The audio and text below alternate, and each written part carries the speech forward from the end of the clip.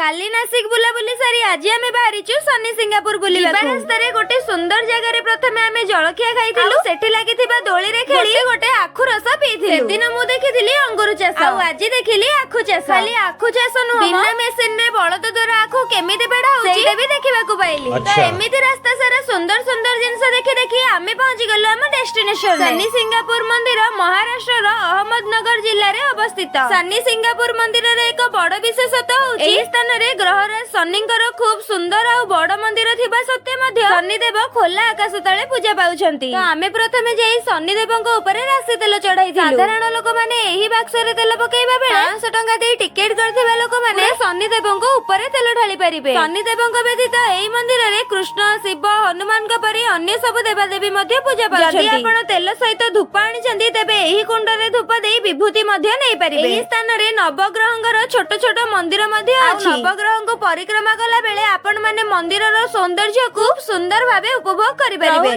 Jai Jagannath.